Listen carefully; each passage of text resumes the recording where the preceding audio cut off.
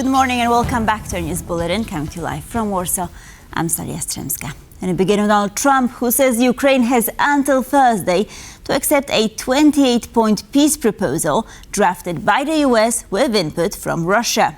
If President Zelenskyy declines, Washington is threatening to halt intelligence sharing and weapons supplies. Oscar is in Kyiv and has more. Ukrainian President Volodymyr Zelenskyy released an extraordinary statement on Friday responding to the receipt of that 28-point peace proposal by the United States. This extraordinary statement, a 10-minute-long video speech filmed outside the president's office, notably the same place that President Zelenskyy filmed one of his earliest addresses to the Ukrainian people once that full-scale invasion began. President Zelenskyy also used the opportunity to remind people of those first days, saying, "We didn't betray the Ukrainian people then and we won't do it now." That use of the word betrayal to refer to this proposal, and also the talk of potentially losing the US as an ally should they not sign this deal. Let's take a listen to part of Zelensky's statement. In the life of every nation, there comes a moment when honesty must come before everything else. Right now is one of the most difficult moments in our history. The pressure on Ukraine is among the strongest we have ever faced. We may find ourselves forced to choose, either losing our dignity or risking the loss of a key partner. We're facing either the difficult 28 points of the plan or an extremely hard, the most challenging winter ahead, along with other dangers. A life without freedom and dignity, without justice, and with expectations that we should trust someone who has attacked us twice. A response will be expected from us. Zelenskyy there calling what is happening now with this supposed peace process, calling it one of the most difficult moments in Ukraine's history. This document that's being shared with the Ukrainians is being widely perceived here as a capitulation on several of Russia's key demands that were demanded by Moscow before the full-scale invasion began. So they would be seen as a significant concession from the Ukrainians, particularly withdrawing from that fortress belt in Donetsk, territory that Russia has not been able to capture through 11 years of war, something that the Ukrainian government has repeatedly ruled out.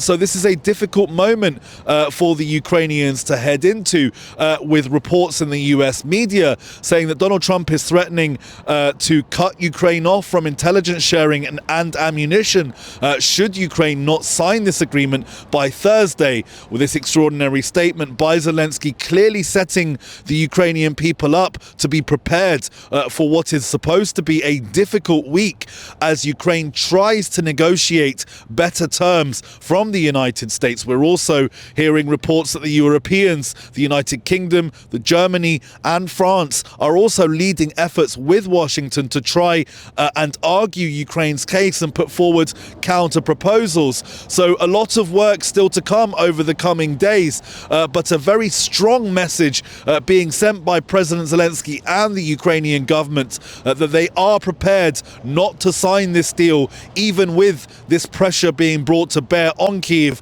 by Washington. It's Oscar reporting from Kyiv for TVP World.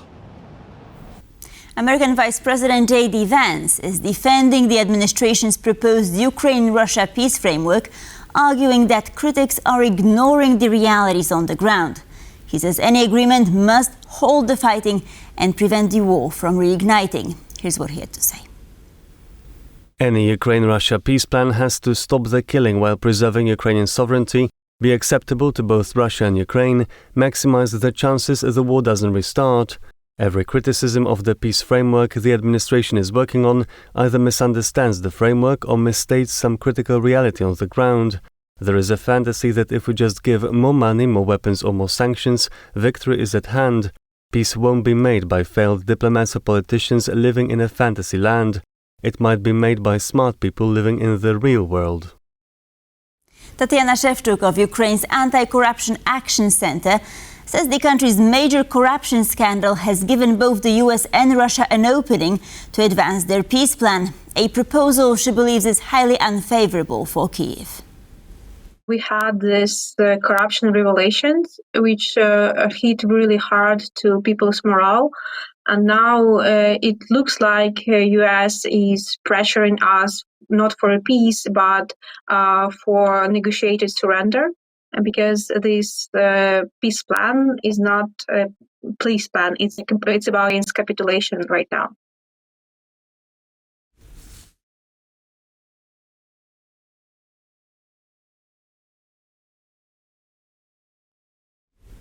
And in a breaking development, 2 people were injured in a Russian airstrike on the port city of Odesa on Saturday morning. The attack sparked several blazes, which were then brought under control by Ukraine's fire services. In the aftermath of the strike, several administrative buildings sustained damage to their roofs and facades, and some 11 trucks were hit as well. On Friday, the General Staff of the Armed Forces of Ukraine said it had downed 95 of the 115 drones launched by Russia. Moscow has of late doubled down on its attacks on Ukrainian energy infrastructure ahead of the coming winter season. A 7-year-old Polish girl was among those killed in a Russian strike on the Ukrainian city of Ternopil on Wednesday. Poland's President Karol Nawrocki and Prime Minister Donald Tusk have both spoken out about the deaths of the child and her mother. The death toll from this attack now stands at 32. Amelka was 7 years old. 7. A Polish child. She died in Ternopil during a brutal Russian missile attack. She will no longer make any of her dreams come true. This cruel war must end, and Russia cannot win it. Because this is also a war about the future of our children. Hearing the news of the death of 7-year-old Amelka, a Polish citizen who perished in Ternopil along with her mother as a result of the barbaric Russian shelling of civilians, has left me with a heavy heart. I extend my sincerest condolences to their family and loved ones, remaining in prayer for the soul of the innocent child and her mother. Poland's Prime Minister Donald Tusk is warning Washington not to bypass his government in peace talks over Ukraine, insisting that any decisions affecting Poland must be made by the Polish people. His remarks follow reports that the US-supported peace plan includes stationing European jets on Polish territory. More from our defense correspondent Zuzanna Jurek. All decisions concerning Poland will be made by the Poles. Nothing about us without us. When it comes to peace talks, all negotiations should include Ukraine. Nothing about Ukraine without Ukraine. This was Polish PM Donald Tusk's reaction to the US-Russia peace plan proposal for Ukraine. The 28-point document explicitly mentions there would be European fighter jets stationed on Poland's territory, a proposal which could threaten Poland's sovereign decision-making on its defense. On Friday, Polish military launched an anti-sabotage campaign called Operation Horizon. This comes after 2 acts of railway sabotage took place over the past weekend in eastern Poland. Operation Horizon started in the early hours of Friday. Polish soldiers are monitoring railway lines and transport hubs across the country. Our objectives are first to support the activities of the security agencies subordinate to the Interior Minister, second to prevent acts of sabotage, and third to restrict freedom of operation and introduce additional unacceptable risks for potential saboteurs. Several branches of the Polish military are taking part in the large-scale operation, including territorial defense forces, special forces, cyberspace defense forces, as well as engineering and drone forces. This also includes equipment, drones, helicopters, everything that will make our railways safer. It's Poland's response to recent acts of sabotage targeting Polish railways, which Polish authorities call Russian state terrorism. Sabotage acts, inspired and directly organized by the Kremlin for many months, have recently crossed a critical threshold and now amount to state terrorism. Their aim is to endanger people's lives and destabilize the foundations of the Polish state. Internal non-military operations by the armed forces are very much needed in such situations. Up to 10,000 Polish troops are expected to take part in Operation Horizon. Now to a major shift in Serbia's energy landscape. Russian shareholders are moving to sell their 56% stake in the oil company NIS. The Serbian energy minister has confirmed the move, but says the buyer's identity remains under wraps as talks continue. November 25th marks the deadline for the government to decide on the company's future. More in this report. After several weeks of uncertainty, major shareholder Gazprom is in talks to offload its controlling stake in Serbia's Nis refinery. And President Aleksandar Vučić is desperate to get the deal done. I know of 3 partners with whom they are negotiating. We will see whether they complete the sale with one of them or not. I hope they will. It's in our best interest that this sale is completed as soon as possible.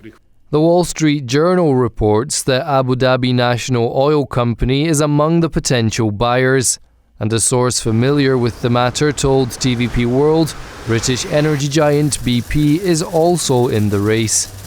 Washington wants the complete removal of Gazprom, a 56% shareholder, setting a mid-February 2026 deadline for the takeover. Meanwhile, Belgrade is hoping to broker a deal with the US, seeking the resumption of Russian oil deliveries, at least for the time being.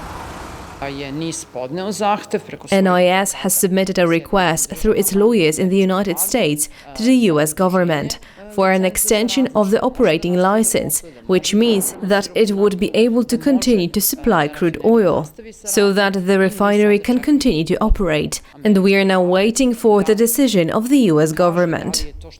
And time is of the essence. The Pančevo refinery is the only one providing the country of 6 million with fuel. With banks refusing to process Nis's payments in fear of sanctions, the refinery is set to run out of oil on November 25. If negotiations fail, Vučić says Serbia, which currently owns some 30% of Nis, has the cash to make a full takeover. But Russia doesn't want that to happen. We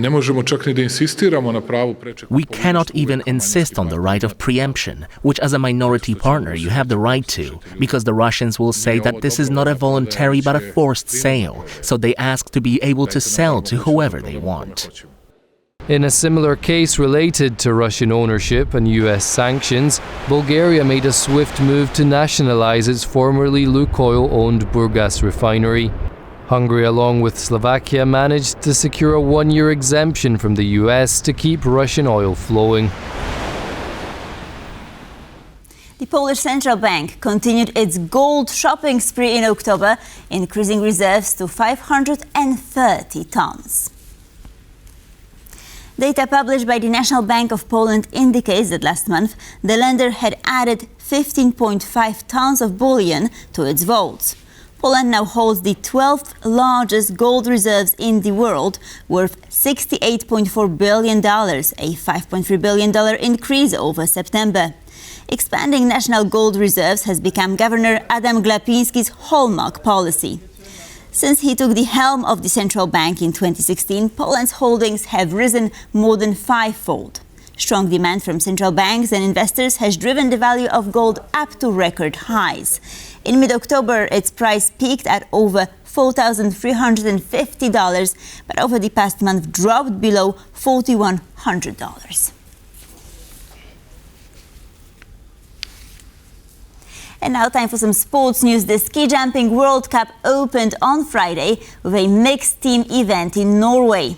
Team Poland featuring triple Olympic champion Kamil Stoch, 18-year-old newcomer Kacper Tomaszak, and jumpers Anna Twardosz and Nicole Konderla-Juroszek finished in 6th place. Both Stoch and Tomaszak performed well, finishing 7th and 11th respectively in the unofficial final standings among the male ski jumpers. This bodes well ahead of the first men's individual competition to be held on Saturday. A total of 9 male and female Polish ski jumpers will have a chance to win a spot to compete in Norway's main event after qualifications. This season will culminate in the 2026 Olympic Winter Games Milano Cortina in Italy. For Kamil Stoch, who the past won 2 World Cup seasons, 2025-2026 will be his last. Ski jumping is Poland's most popular winter sport. And with this we conclude our news bulletin. Thank you for watching and please stay tuned for more World Talks coming up next.